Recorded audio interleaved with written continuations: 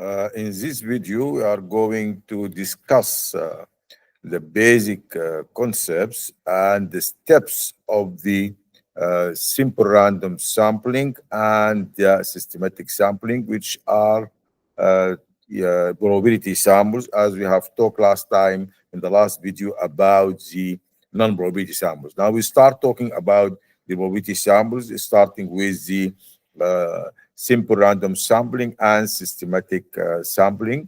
And in this illustration, we can see which is uh, derived from this important website, where you can see in this illustration that the theoretical population is the answer is to answer the question, who do you want to generalize to, and the study population, what population can you get access to, and the sampling frame, how can you get access to them, and the sample is who is in your study. I think this is very interesting, and you can refer to the websites of WW Rohan, which is very interesting for us to understand exactly the overall concept of sampling. Simple random sample is the process in which every individual in the parent population is given an equal chance of being included in the sample. Thus, if a population is 5,000, for example, and a sample of 200 is to be drawn, then every one of the 5,000 has the same chance as being selected in the 200 sample subjects. This is what we mean exactly by simple random sampling. Example, a simple random sample of 50 pupils is to be obtained from a total population of primary school of 500 pupils. One way is to put all the names from the parent population into a box and then select a subset, pull out 50 names from the box. Researchers typically use a computerized program package that randomly selects their samples.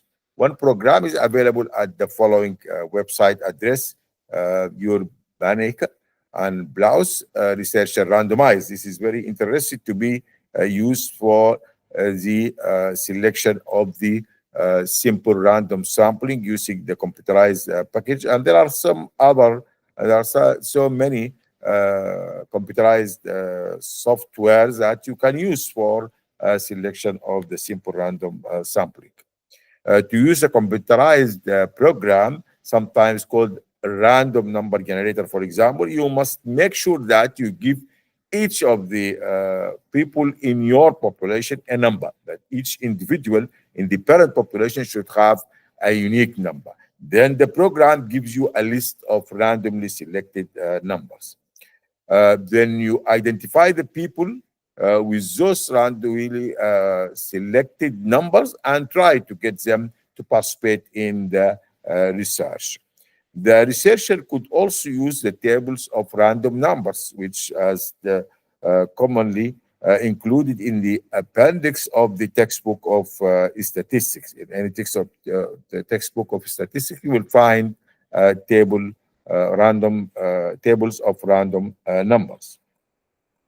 The researcher starts with selecting the first number blindly and then continues randomly picking the other numbers through moving up and down and left and right in the columns. If the number is found to be within the list, then it is included. If not, it is excluded. Simple random sampling is preferred when the population is homogeneous. Please visit the above mentioned website about the researcher randomizer, and there are interesting tutorials that will help you to understand and to conduct simple random sampling as well. It is important to differentiate, for example, between random sampling and random assignment. And people sometimes confuse random assignment or random allocation with random sampling. The two are really quite different. For example, when we talk about random sampling, the goal is to choose a representative set of cases from the population under consideration. With random assignment or allocation, the goal is usually to give all participants an equal chance of being assigned to each experimental condition, regardless of how representative participants are. This is very interesting to notice. And then by assigning participants at random, the investigator equalizes pre-existing individual differences across experimental conditions, and this makes it easier to infer that any observed group differences are due to the independent variable. Thus, random assignment or allocation tend to increase the internal validity of the study, whereas random sampling increases both internal validity and external validity. And the simple random sample is statistically valid and scientifically sound method. However, it is time consuming in comparison to other sampling methods.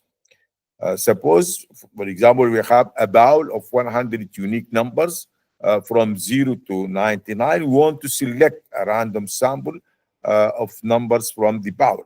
After we pick a number from a bowl, we can put the number aside, or we can put it back into the bowl.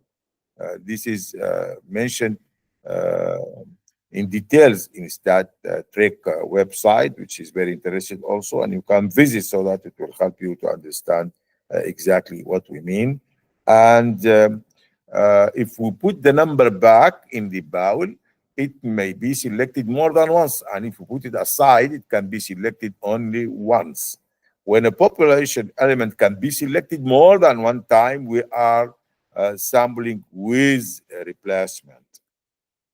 When population element can be selected only once or only one time, we are sampling without replacement. In practice, we prefer to use sampling without replacement, as it is illogical to select a population element more than one time. It's very interesting that we use always the sampling without replacement to avoid selecting the same sample element twice, for example.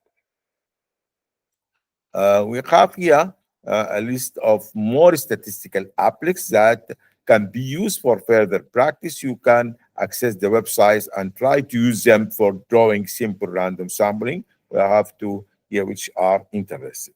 Now we talk about the systematic random sampling. And here also we have this illustration is that, for example, we have 11 individuals, and then we need to select every third person. Then we are going to get the first one, and then we add 3 so that we can have 5, 8, and then 11. That's simply. And this is, you can also visit the website of Statistics Notes so that you can find more explanation. This is defined, the systematic sampling. Sampling is defined as the process in which the selection is done systematically according to a list of the targeted population or the parent population. First, determine the sample interval, which is simplified by K. It is the population size divided by the desired sample size. And it means that you have the total population, the census of the whole population, and then you divide it by the sample size, you will get the interval. Second, randomly select a number between 1 and K and include that person in your sample. Third, also include each K element in your sample. For example, if K is 10 and your randomly selected number between 1 and 10 was 5, then you will select the persons 5, 15, 25, 35, 45, etc. up to the end. The random selection of the starting number in the list can be carried out using the random number generator or any other software that will help you to select the first number. When you get to the end of the sampling frame, you will have all the people to be included in your sample in a systematic manner. And this is very interesting to address or to ensure representation of the sample for the whole population. Systematic sampling is preferred when the sampling frame is present, a student in a class or a list of hospitals or health facilities or list of the population is available for you, so that, for example, all the employed doctors in tertiary hospital and etc. For example, a researcher conducted a research in Khartoum Teaching Hospital about knowledge, attitude, and practice of medical doctors towards informed consent. The estimated sample size was 250, and the total number of the medical doctors employed on that date of the study mounted to 1,000. Then the researcher used systematic sampling to draw the participant. The researcher first obtained a list of all the doctors in Khartoum Teaching Hospital, and then calculated the sample intervals through dividing the total number of the population by the desired sample size, which is 1,000 divided by 250, which is equal to 4. Then selected a random number between 1 and 4 using a random number generator. And then if the number, for example, was 3, then selected the individual enlisted number 3 in the list, and then followed by 7, 11, 15, 19, up to the end of the list. Care needs to be taken when using a systematic sampling method in case there is some bias in the way that list of individuals are developed or composed. For example, if all husbands' name and OS number perceive wives' names, even numbers, and the sampling interval is an even number, then we could end up selecting all women and no men. And this is very interesting, explained in the reference of Fox and et in year 2007, as we can see in the address here. Systematic sampling, either by itself or in combination with some other methods, may be the most widely used method of sampling, as mentioned by Levy and Lemichaud in 1999 in their important and famous article. This is the end of this is all about the simple random sampling and systematic sampling. And next time, we will continue discussing the other types of probability samples, including the cluster sampling, the stratified sampling, and the multi-stage sampling. Thank you very much.